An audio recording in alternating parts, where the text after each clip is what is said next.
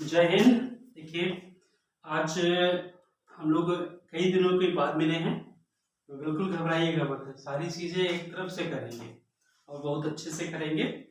और ये प्रयास है कि इतिहास में आपको ऐसा बना के छोड़ेंगे कि इतिहास को सन छूटेगा नहीं। और सारे फैक्ट देखिए, जहां हमको जरूरत लग रही है हम अध्ययन करेंगे। अभी जो है जो चीजें हम प्रारंभ कर रहे हैं, जैसे हमने प्रारंभ करना है, हम प्रारंभ करेंगे प्रागैतिहासिक काल का नवपाषाण काल, मतलब नवपाषाण काल हम लोग शुरू करेंगे आज। ठीक है, आपको इसके पहले का वीडियो देखना है तो आप लोग देख लीजिएगा। तो उसमें हम लोगों ने मध्यपाषाण काल और पुरापाषाण काल किया हुआ है, नवपाषाण काल। तो नवपाषाण काल, ठीक है, नवपाषाण काल देखिएगा, नवपाषाण काल हम लोग आज चर्चा करेंगे।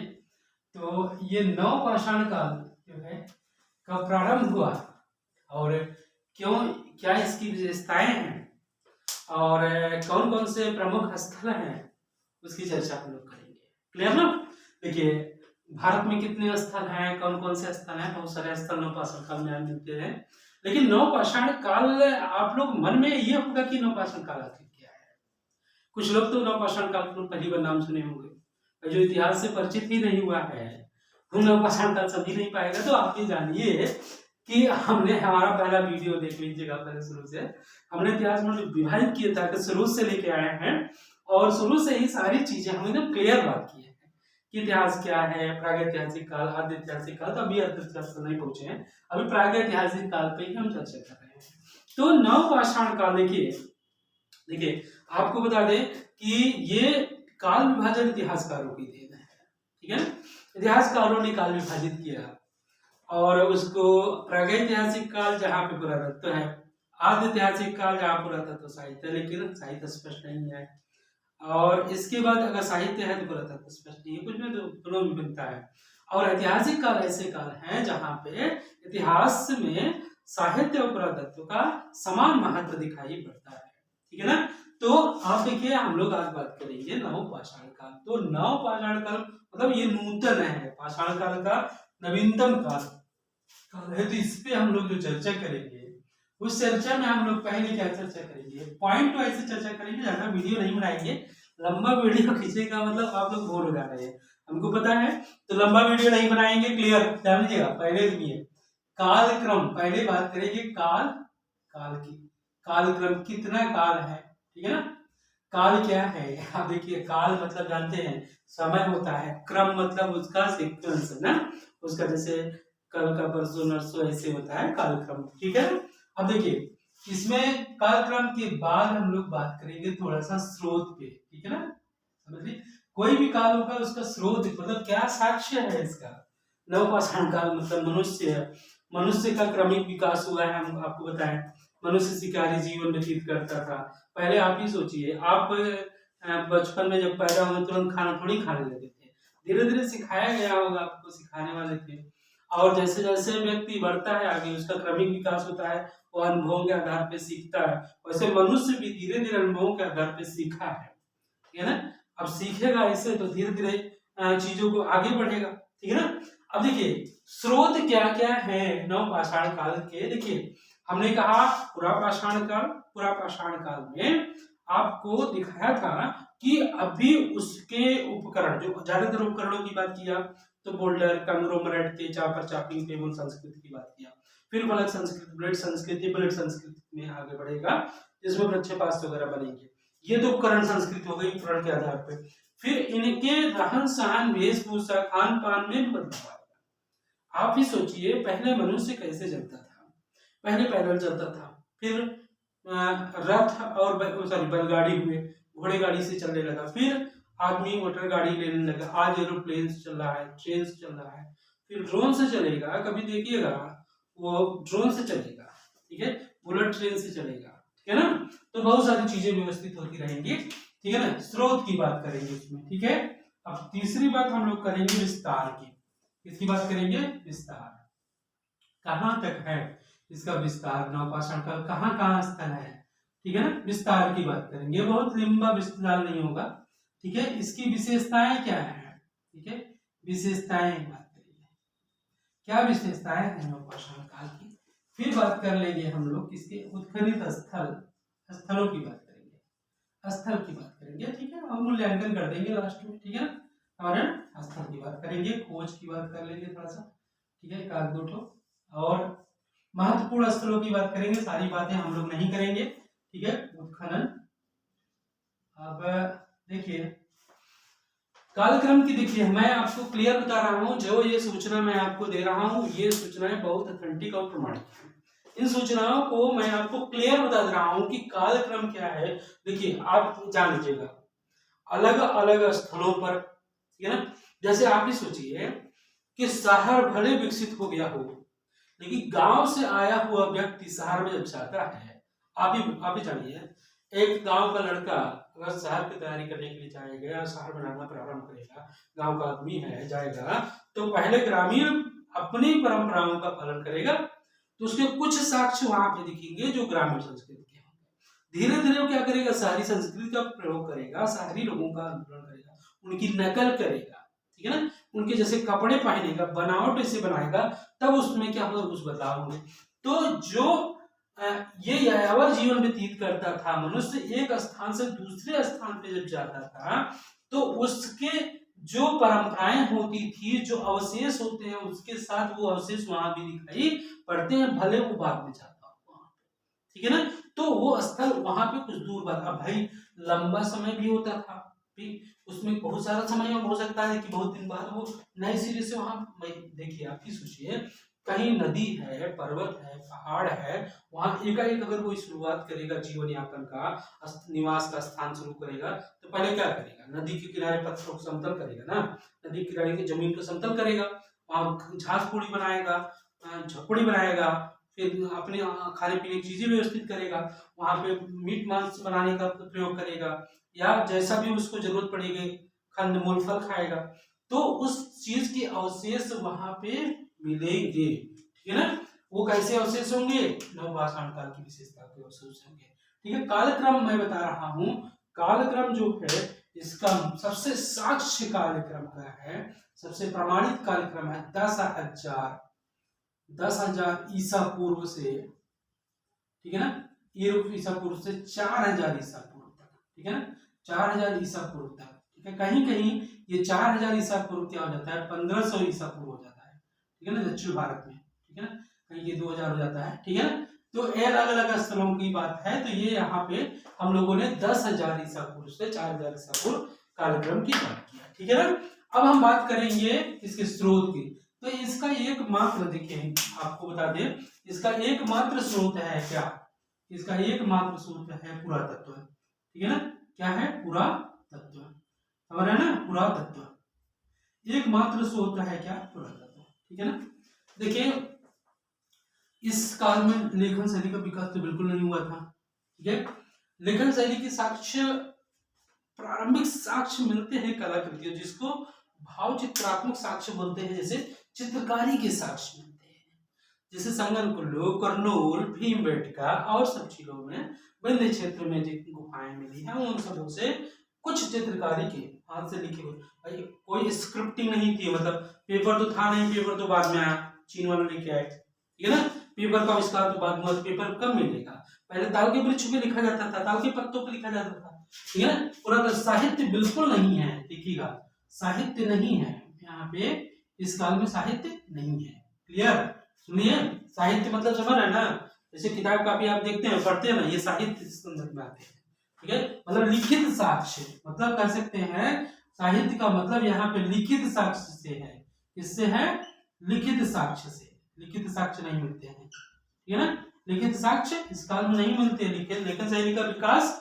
नहीं हुआ था, पुरातत्व की साक्ष्य मिलते हैं, पुरातात्विक साक्ष्य मिलते हैं। पुरातात्विक साक्ष्य कैसे, कौन कौन से आपको बता दें, अवशेष, कैसे अवशेष होते हैं, पुरातात्विक साक्ष्य अवशेष होते हैं, कौन से अवशेष, अवशेष समझ रहे हैं ना, अवशेष मतलब जैसे उसने किन उपकरणों का उपयोग करा, उपकरण मतलब खाने पीने की चीजें कौन सी उपयोग की, कौन से बर्तन उपयोग किए, कौन से पत्थर उपयोग किए, कौन से किस प्रकार के हथियार बनाए, कहाँ उनका झोपड़ी था, कितना आवास था, कौन सा गड्ढावास था, कौन सा अंत्येष्टि विधि थी, मतलब दाह संस्कार कैसे करते थे। आप ही जाओ, किसी कहीं जाओगे, आप ही सोचो कि अगर आप गांव में कहीं रहते हैं तो वहां पे आपका लोटा होगा, कटोरी होगी, बर्तन होगा, ठीक है ना, और घर होगा, मड़ई होगी, थून होगा, समझ रहे ना, वहां पे आपके नल होगा, ठीक है ना, लोटा बर्तन मतलब के साथ साथ वहां पे पशु होंगे, गाय भैंस होगा, किसी के 2 भैंस होगा, किसी 4 भैंस होगा, ठीक है ना, किसी को 2 गाय होगी, गाय गाय रखा होगा, कोई फिजिशियन रखा होगा, कोई साहिवाल रखा होगा, समझ रहे ना, देसी गाय कोई रखा होगा। अब तो देसी गाय दिख ही नहीं दे रही है, ठीक है ना, देसी गाय तो दिख नहीं रही है, और वो साहिवाल और फिजिशियन में बदल गई है, तो देसी गाय के बछड़े छूट जा रहा है ना, तो बछड़े वाली समस्या तो बहुत पुरानी समस्या नहीं है, अभी नई नई समस्या है, लेकिन हम पुरानी समस्याओं की बात करें, ठीक है ना। अब देखिए अवशेष समझ गए ना, वो अवशेष पुरातात्विक साक्ष्य के रूप में दिखाई पड़ते हैं, क्लियर ना। चलिए देखिए अब हम बात करते हैं विस्तार की। देखिए भारत में, ठीक है, भारत में जो है विस्तार की बात करेंगे, कहाँ तक विस्तृत था, मतलब नवपाषाण काल के स्थल कहाँ कहाँ दिखाई पड़ते हैं, किस, तो देखिए पहली बात तो उत्तर भारत में, उत्तर भारत समझ रहे हैं ना, हाँ उत्तर भारत, ठीक है, उत्तर भारत में, उत्तर भारत समझ रहे हैं, उत्तर भारत किसे कहते हैं, हाँ उत्तर भारत का मतलब ये होता है कि जो वह स्थल जो नर्मदा नदी के ऊपर है, उत्तर भारत का रहता है, लेकिन इस काल में उत्तरी भारत का मतलब होता है ये, यहाँ पे उत्तर भारत का कश्मीर से मतलब है, उस समय का भारत जो है बहुत बड़ा भारत था, समझ रहे ना, उस पर बहुत बड़ा भारत था, उसमें पाकिस्तान अफगानिस्तान दोनों सम्मिलित थे, उसमें की बहुत बड़ी बात है, उसमें सीमा विभाजन तो हुआ था ना, राष्ट्रीय संकल्पना आई नहीं थी, इसलिए आज के डेट में भी हम उत्तर भारत कहेंगे तो आप समझ लीजिए उत्तरी क्षेत्र है, ठीक है ना। उत्तर भारत में देखिएगा, उत्तरी क्षेत्र में, उत्तर भारत में कह सकते हैं एक है बुर्जहोम, कौन सा, बुर्जहोम, ठीक है ना, बुर्जहोम है, और गुफकराल है, कौन सा, गुफकराल, ठीक है ना, क्या है, गुफकराल, ठीक है, और एक मेहरगढ़ भी है, मेहरगढ़ बलूचिस्तान में, मेहरगढ़, ठीक है, जहां पे गेहूं के प्राचीनतम साक्ष्य मिले हैं, ध्यान दीजिएगा, उत्तर भारत में स्थल हो गए। अब यहाँ पे मध्य गंगा की घाटी, मध्य गंगा की घाटी, ठीक है ना, मध्य गंगा की घाटी, ध्यान दीजिएगा, मध्य गंगा घाटी मतलब आप समझ लीजिए भारत में, ध्यान दीजिएगा, भारत का जो ऐसे मैप बना दें हम उधर, ठीक है ना, ऐसे मैप बना दें, ये आपका जो है ये, ठीक है ना, ये जो एरिया है जम्मू कश्मीर का एरिया है, ये पूरा ये मध्य गंगा की घाटी है, ध्यान दीजिएगा, ये है आपका गंगा की घाटी, ठीक है ना, और इसमें नदियां हैं, ये सब, ये सिंधु है, ठीक है ना, ये सारी नदियां, यहाँ से ब्रह्मपुत्र आई हुई है, और यहाँ से नर्मदा है, ठीक है, यहाँ से नर्मदा, यहाँ पे ताप्ती है, यहाँ पे कृष्णा, गोदावरी, कावेरी, पेन्नार बह गई, ठीक है ना। देखिए ये कश्मीर वाला एरिया है, ठीक है, कश्मीर वाला एरिया है, तो यहाँ पे देखिएगा, यहाँ पे जो है उत्तर भारत और ये वाले एरिया पे मध्य गंगा घाटी, मध्य गंगा की घाटी में कुछ प्रमुख स्थल हैं, मध्य गंगा की घाटी में कुछ प्रमुख स्थल हैं जिसको आप कह सकते हैं, जैसे आपका है चिरांड, कौन सा स्थल है, चिरांड, ठीक है ना, चिरांड है, ठीक है ना, और मयूरभंज है वो, और क्या बोला जाता है, सिंहभूमि है, ठीक है ना, सिंहभूमि, ठीक है, चिरांड है, और क्या है, मयूरभंज, मयूरभंज,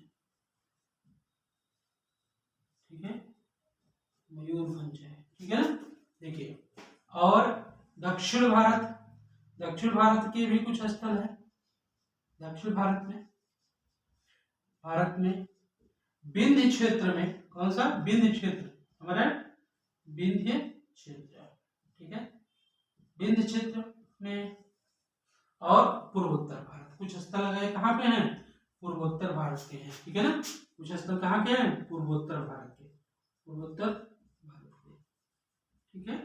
चलिए ये प्रमुख स्थल है। देखिए हम आपको बता दें इसका विस्तार कहाँ था, मतलब आप समझिए उत्तर भारत से लेके दक्षिण भारत तक, ठीक है ना, और मध्य गंगा घाटी से लेके पूर्वोत्तर भारत तक इसका विस्तार दिखाई पड़ता है। क्लियर ना, कोई समझ दिक्कत?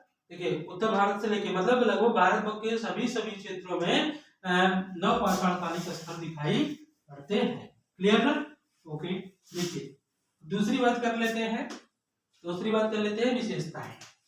क्या क्या विशेषताएं थी इस काल की, क्या विशेषताएं थी? तो इस काल की सबसे प्रमुख विशेषताएं, कुछ प्रमुख विशेषताओं को ध्यान में रखते हुए देखिए मनुष्य इस काल में क्या था, अब वो शिकारी के साथ साथ संग्राहक भी हो गया था, समझ रहे ना, पहली विशेषता। अब शिकारी तो था ही, शिकारी, ठीक है, शिकारी के साथ साथ क्या हो गया, संग्राहक, ठीक है ना, शिकारी के साथ साथ क्या हो गया था, संग्राहक भी हो गया था, ठीक है ना, मतलब शिकार तो करता ही था, मांस ले आता था, शिकार करता था, लेकिन उसको रखना भी, और रखेगा कब, कहाँ रखेगा, जब उसके पास आवास होगा, ठीक है। यहाँ पे मिलते हैं आवास के साक्ष्य, समझ में आ गया, आवास के साक्ष्य मिलते हैं, ठीक है ना। अब जब आवास रखना शुरू करेगा तो वहां पे उसके खाने पीने की वस्तुएं भी होंगी, ठीक है, तो बर्तन होंगे, ठीक है ना, ठीक है, बर्तनों के साथ साथ वह क्या करेगा, आवास होगा, तो आवास के साथ साथ क्या होगा, पशु होंगे, ठीक है ना, पशुपालन भी होगा, ठीक है, पशुपालन, ठीक है, पशुपालन करना भी प्रारंभ किया, इसका प्रमुख साक्ष्य है। आवास के साथ साथ पशुपालन के भी साक्ष्य मिलते हैं, ठीक है ना। आप सोचिए नवपाषाण काल आते आते मनुष्य संग्राहक हो गया था और अस्थायी जीवन व्यतीत करना प्रारंभ कर दिया था, और उसने स्थायी निवास के लिए आवास बनाना शुरू कर दिया था, जिसके साक्ष्य हमको कोल्डिहवा से, चिरांड से तथा अन्य प्रमुख स्थलों से दिखाई पड़ते हैं, ठीक है। संगम कुल्लू एक स्थान है जहां पर स्थायी आवास का प्रचुर मात्रा में निवास साक्ष्य मिलता है, ठीक है ना। पशुपालन करेगा, पशुपालन कौन सा करेगा, किस पशु का पालन करेगा, अरे भाई आप ये सोचिए कि शेर थोड़ी नहीं पालेगा, अरे पता चला शेर का पाल लेगा तो दूसरे दिन वही उसे खा ले जाएगा, समझ रहे ना, तो शेर नहीं पालेगा, वो बकरी पालेगा ना, क्या पालेगा, बकरी पालेगा, वो बकरी पालेगा, भेड़ पालेगा, सुअर पालेगा, और जानते हैं सबसे पहला पालतू पशु कौन था, कुत्ता पालेगा, क्योंकि कुत्ता सबसे वफादार होता है, जानते नहीं, क्यों वफादार होता है, सोचिए, आपने विचार किया क्यों वफादार होता है, सोचिएगा, सोच के कमेंट बॉक्स में लिखिए क्यों वफादार होता है, ठीक है, लिखिएगा कमेंट बॉक्स में, ठीक है। अब देखिए क्यों कुत्ता क्यों वफादार होता है, लिख के आंसर दीजिएगा हमको, ठीक है। अच्छा, बर्तन के साथ साथ यहाँ पे बहुत सारे उपकरण मिलते हैं, उपकरण मिलेंगे, ऐसे उपकरण, पत्थर के कुल्हाड़ी, बसली, छीनी, ठीक है, कुदाल, ये सब चीजें मिलेंगी, जिससे वो बीज, और जानते हैं सबसे महत्वपूर्ण बात बताते हैं, यहाँ इस काल में कृषि के साक्ष्य भी मिलते हैं, कृषि करना, ठीक है, इस काल में मनुष्य क्या कर रहा था, कृषि करना प्रारंभ कर दिया था, समझ में आ गया। किस काल में, नवपाषाण काल की विशेषता बता रहे हैं हम आपको, ठीक है ना, कृषि करना प्रारंभ कर दिया था, क्लियर। और सुनिए, कृषि करने के साथ साथ मिट्टी के बर्तन किसके थे, मिट्टी के बर्तन, ध्यान दीजिएगा, मिट्टी के बर्तन के साक्ष्य मिलते हैं, ध्यान दीजिएगा, वो मिट्टी के बर्तन हाथ से और आग से दोनों पकाए हुए मिलते हैं, मिट्टी के बर्तन, क्लियर ना, हालांकि बहुत ज्यादा नहीं है, मतलब कम मिलते हैं, लेकिन बर्तन बनाना आदमी सीख गया था, किस काल में आते थे, नवपाषाण काल में आते थे, ठीक है ना। चलिए, नवपाषाण काल आते थे मनुष्य बर्तन बनाना सीख गया, और कृषि में देखिए गेहूं, जौ, मसूर, इन सब चीजों का साक्ष्य मिलता है, क्लियर ना। चलिए, और कृषि के साथ साथ क्या, वस्त्र बनाने की कला, ठीक है ना, वस्त्र बनाने की कला सीख चुका था, ठीक है, वस्त्र को सिल लेता था, ठीक है ना, चमड़ों को सिल लेता था, पत्थर की सुई और सील बट्टे, लोढ़े, ये सब मिलते हैं, साक्ष्यों में बताएंगे अभी, ठीक है ना। वो सारे साक्ष्य कहाँ मिलते हैं? अब देखिए जैसे आपका कुलडीहुआ है, ठीक है ना, कुलडीहुआ से महगढ़ा है, महगढ़ा से, ठीक है ना, महगढ़ा जानते हैं, हाँ महगढ़ा अंतर है, जान लीजिएगा। महगढ़ा जो है इलाहाबाद में है, महदहा कहाँ है? प्रतापगढ़ में है, ठीक है ना। महदहा जो है प्रतापगढ़ में है, याद है, महदहा, दमदमा, सरायनहर है, पशुपालन के साक्ष्य करता वो समाधान के साक्ष्य, ठीक है ना। अब सोचिए इसके साथ साथ अंत्योष्ट विधि, ठीक है, अंत्योष्ट विधि। अब उसके साथ कुछ प्रिय पशुओं के दफनाने का साक्ष्य मिलता है, जैसे उसका क्या है, कुत्ता एक प्रिय पशु था, उसको दफनाने का साक्ष्य कहां से मिलता है? बुरज़ुहम से मिलता है, ठीक है ना। चलिए इसकी बात हम लोग करें, अब थोड़ा स्थलों की बात कर लेते हैं, ठीक है ना। चलिए इसमें जो है लंबा वीडियो नहीं हो पा रहा है, इसलिए शॉर्ट करके बताने की कोशिश कर रहे हैं, क्योंकि अभी बहुत ज्यादा लंबा हो जाएगा तो फिर वो भी दिक्कत होगी, ठीक है ना। चलिए देखिए हम लोग कुछ स्थल बात कर लेंगे, बहुत महत्वपूर्ण स्थल की बात करेंगे, ज्यादा स्थल नहीं, देखिए एक स्थल हमने पूरा विस्तार बता दिया था, एक स्थल है जैसे बुरज़ुहम, देखिए बुरज़ुहम की बात कर लेंगे, मान लीजिए गुफकराल इसी के पास है, गुफकराल, ठीक है, गुफकराल की बात कर लेंगे, एक बात हुआ, एक बुरज़ुहम की बात कर लेंगे, एक स्थल है प्रमुख स्थल की बात करेंगे, जैसे एकदम प्रमुख स्थल, गुफकराल एक नवपाषाणकालिक स्थल है, बुरज़ुहम एक नवपाषाणकालिक स्थल, इसकी खोज जो है A.K. शर्मा ने किया था, कौन से? A.K. शर्मा ने, ठीक है। कहाँ पे है ये? कश्मीर में है, समझ में आ रहा है ना, कश्मीर में है, ठीक है, बहुत लंबा नहीं। A.K. शर्मा ने इसकी खोज की थी, मतलब उत्खनन करवाया था, खोज और उत्खनन, तो 1981 में इसकी, ठीक है ना। हमारा बुरज़ुहम की खोज, यहाँ से सबसे महत्वपूर्ण बात करेंगे, यहाँ से गर्तावास के साक्ष्य, बहुत महत्वपूर्ण साक्ष्य, गर्तावास के साक्ष्य, ठीक है, गर्तावास के साक्ष्य मिलते हैं, किसके साक्ष्य मिलते हैं? गर्तावास के साक्ष्य मिलते हैं, क्लियर, एकदम ध्यान दीजिएगा। और दूसरा सबसे महत्वपूर्ण साक्ष्य, सबसे महत्वपूर्ण, जो अन्य स्थलों से इसको अलग कर देता है, बस वही साक्ष्य मैं बताऊंगा जो अन्य स्थलों से इसको अलग कर देता है। यहाँ से गर्तावास के साथ साथ मनुष्य को का कुत्ते के साथ दफनाने का साक्ष्य, ठीक है, दफनाने का साक्ष्य मिलता है, ठीक है ना। और रही बात गेहूं, जौ, ठीक है, मटर, मसूर, देखिए पशुपालन के साक्ष्य तो मिलते ही हैं भाई। देखिए जहाँ पे आदमी रहेगा, मनुष्य कुत्ते रहेंगे, तो यहाँ पे पशुपालन का स्पष्ट साक्ष्य, ठीक है, पशुपालन का साक्ष्य मिलता है। कृषि में देखिए, जैसे हमने बता दिया कि कौन कौन से पशु पालेगा, ठीक है ना, जो उसको काटे खाए ना, पता चला रात में सोया है काट के खा लेते, ठीक है ना, अब दूसरे दिन जागेगा ही, या ऐसे पशु पालेगा जो रात में उसको धोखा न दे, है ना। तो रात में धोखा देने वाले जो है वो खतरनाक होते हैं, ठीक है ना, समझ नहीं। चल पशुपालन में देख लीजिए, फिर अनाज के साक्ष्य मिलते हैं, अनाज, ठीक है, अनाज के साक्ष्य मिलते हैं, अनाज के बहुत प्रचुर साक्ष्य मिलते हैं, कराल से भी मिलते हैं और यहाँ से मिलते हैं।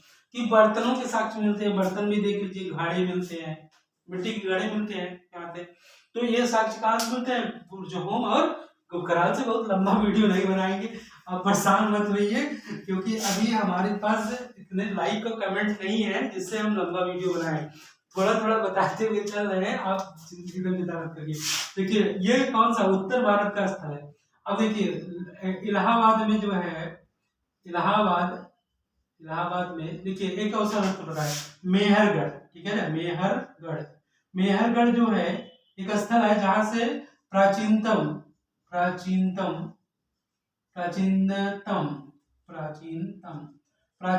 गेहूं के साक्ष्य मिलते हैं। किसके साक्ष्य मिलते हैं? गेहूं के साक्ष्य मिलते हैं, ठीक है ना। अब देखिए इलाहाबाद की बात करें, ठीक है ना, इलाहाबाद की बात करें अगर, तो इलाहाबाद में एक नदी है बेलन नदी, इसकी 20 बार चर्चा, बेलन किसकी सहायक नदी है? याद भी हो नहीं होगा आपको, याद है कि नहीं याद है? बेलन टोन्स की सहायक नदी है, ठीक है ना। बेलन नदी के किनारे ध्यान दीजिएगा, बेलन नदी के किनारे जो है एक स्थान है, उसका नाम है कोल्डिहुआ। क्या नाम है? कोल्डिहुआ, ठीक है ना। कोल्डिहुआ जानते हैं ना, कोल्डिहुआ के स्थान पे एक है लोहंदा नाला, ठीक है ना, यहाँ से नवपाषाण काल के सभी प्रमुख लोहंदा नाला, सभी प्रमुख साक्ष्य मिलते हैं। लोहंदा नाला से सभी प्रमुख साक्ष्य मिलते हैं, ठीक है ना। अब देखिए यहीं पे एक स्थल है, कोलटीवा के पास ही है, बेला नदी के तट पे, पंचोह, ठीक है, पंचोह, क्या नाम है उसका, पंचोह, ठीक है, पंचोह है, एक स्थान है, ठीक है, पंचोह है। और लोहंदा नाला के पास ही है, देखिए महगड़ा, ठीक है ना, क्या नाम है उसका, महगड़ा, ठीक है, महगड़ा, ठीक है, महगड़ा, ठीक है ना। महगड़ा से भी, ठीक है, नवपाषाण कालीन स्थल साक्ष्य मिलते हैं, ठीक है, महगड़ा से, ठीक है ना। और देखिएगा आपको क्लियर बता देना है कि कोल्डीवा से, देखिए कोल्डीवा से बर्तन के टुकड़े, कुल्हाड़ी, पत्थर के कुल्हाड़ी, बसुली, छीनी, कुदाल, सील, लोढ़ा, ठीक है, सील लोढ़ा महगड़ा से मिला है, ठीक है ना। और पशुपालन के साक्ष्य महगड़ा से मिले हैं, ठीक है, महगड़ा से पशुपालन के साक्ष्य मिले हैं, ठीक है। कोल्डीवा से प्राचीनतम, ठीक है, सबसे महत्वपूर्ण बता रहे हैं, प्राचीनतम धान के साक्ष्य, किसके साक्ष्य, धान के साक्ष्य, धान के साक्ष्य प्राप्त होते हैं। प्राचीनतम क्या, किसके साक्ष्य प्राप्त होते हैं, धान के साक्ष्य प्राप्त होते हैं, ठीक है ना। अब देखिए इसमें जो है आपको बता दें कि इलाहाबाद की बेलन सरिता, टोंस की सहायक नदी, कोल्डीवा से, लोहंदा नाला से तो क्या प्राचीनतम धान के साक्ष्य मिलते हैं, बर्तनों के साक्ष्य मिलते हैं, तथा एक चीज आवास के साक्ष्य मिलते हैं। किसके साक्ष्य मिलते हैं, आवास के साक्ष्य मिलते हैं, ध्यान दीजिएगा। कोल्डीवा से किसके साक्ष्य मिलते हैं, आवास के साक्ष्य मिलते हैं, ध्यान दीजिएगा, कोल्डीवा से आवास के साक्ष्य मिलते हैं। और ये साक्ष्य ऐसे हैं, कोल्डीवा से क्या मिलते हैं, आवास के साक्ष्य, ठीक है, आवास के साक्ष्य, आवास के साक्ष्य मिलते हैं, ठीक है। आवास के साक्ष्य कैसे साक्ष्य है, जैसे आप देखते हैं मड़ई बनाई जाती है ना, मड़ई में शरबत की मड़ई होती है, सरकंडे की होती है, उसमें थून लगाया जाता है, जानते हैं कि नहीं, घर पे ऐसे चारों तरफ थून लगा देते हैं, चारों तरफ थून लगाते हैं, और आरी आरी क्या लगाते हैं, टाटी लगाते हैं ना, टाटी बोलते हैं, टाटी लगा देंगे, तो ऐसे जैसे चारों तरफ से ऐसे घेर देंगे, यहाँ थून लगा देंगे, यहाँ थून लगा देंगे, यहाँ लगा देंगे, यहाँ लगा देंगे, और इधर टाटी से घेर देते हैं, इसमें दरवाजा खोल देते हैं। इस तरह से घरों के साक्ष्य मिलते हैं। जो स्तंभन होता है इसके साक्ष्य मिलते हैं आपको कोल्डीवा से, ठीक है ना, स्तंभन के साक्ष्य मिलते हैं, ठीक है, हमारा स्तंभन के साक्ष्य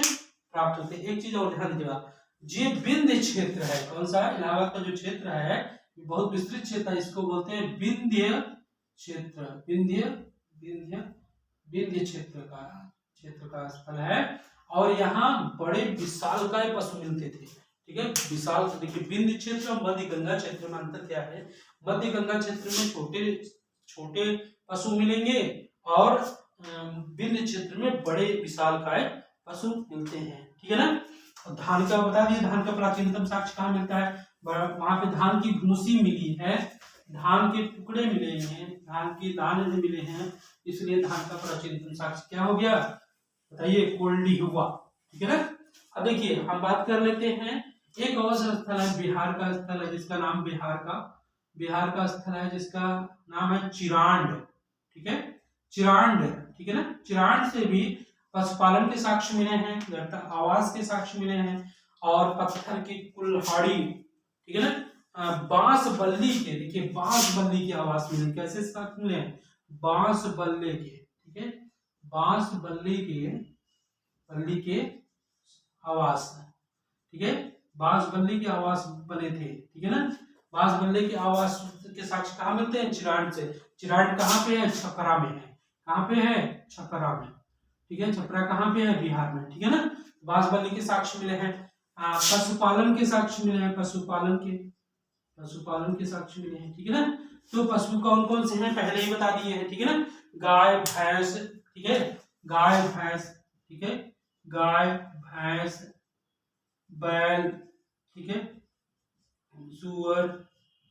सुअर बरसिंघा, ठीक है, बकरी, तो ये सब सारे साक्ष्य, हाथी के भी साक्ष्य क्या मिलते हैं, हाथी के भी साक्ष्य मिलते हैं, ठीक है ना। अब देखिए ये हो गया चिरांड।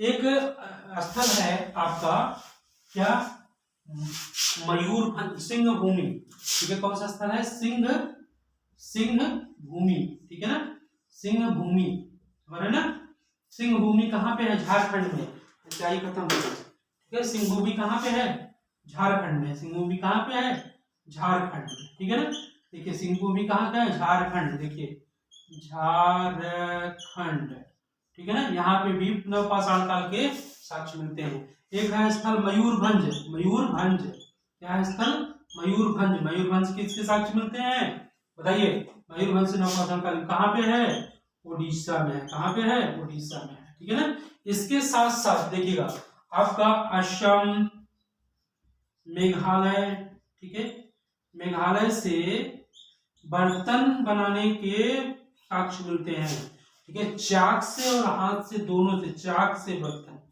ठीक है, चाक से बर्तन बनाने के साक्ष्य कहाँ पे मिलते हैं, मेघालय से मिलते हैं, ठीक है ना, मेघालय से चाक से बर्तन बनाने के साक्ष्य मिलते हैं, ठीक है ना, समझ आ गया ना। चलिए आगे बढ़ते हैं। देखिए आपको बता दें कृष्णा और कावेरी, कृष्णा और कावेरी नदी, और कावेरी नदी, ठीक है ना, कावेरी नदी, नदी के तट पर, ठीक है, बहुत सारे साक्ष्य मिलते हैं जो कहाँ पे हैं, संगनकुल्लू,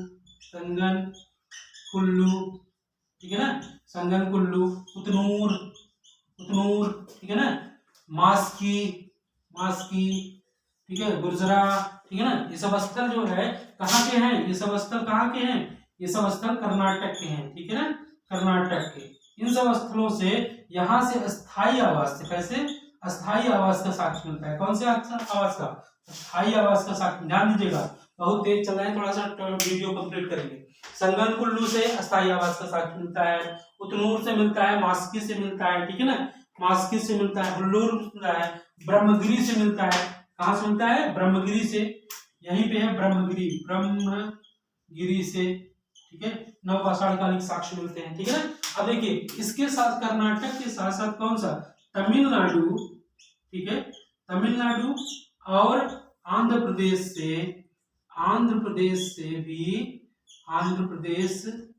से भी नवपाषाण कालिक स्थल के साक्ष्य प्राप्त होते हैं। नवपाषाण कालिक स्थल कहाँ से मिलते हैं, तमिलनाडु और आंध्र प्रदेश से, ध्यान दीजिएगा, उतनूर, ब्रह्मगिरी, ध्यान दीजिएगा, ये सब याद करने वाली चीज है, लिख लीजिएगा, फटाफट लिख लेंगे तो याद हो जाएगा, क्योंकि हम छोटा वीडियो बना रहे हैं तो मिटाते हुए चल रहे हैं, आप लोग इसको लिखते जाइएगा, फटाफट लिखते जाइएगा तो आप लिख लेंगे, ठीक है ना। चलिए इसमें देखिए हम लोगों ने क्या क्या बात किया, नवपाषाण काल में हम लोग कालक्रम, स्रोत, विस्तार, विशेषताएं और स्थल, देखिएगा आप आज हम लोगों ने प्रागैतिहासिक काल समाप्त कर दिया है। हम अगली क्लास लेके आएंगे आद्य ऐतिहासिक काल, जिसमें सैंधव शब्द का विस्तृत अध्ययन करेंगे, हर चीजों की बात करेंगे, और उसमें वीडियो छोटा ही रहेगा, कहानी पूरी रहेगी, मतलब हम लोगों ने किसकी बात, पूरा पाषाण काल, मध्य पाषाण काल, नवपाषाण काल, 3 काल की बात किया। इस वीडियो को आप जरूर देखिएगा, लाइक करिएगा, प्लीज यार सब्सक्राइब कर दो, कम से कम हम भी खान की तरह कुछ हो जाए, ठीक है। जय हिंद, जय भारत।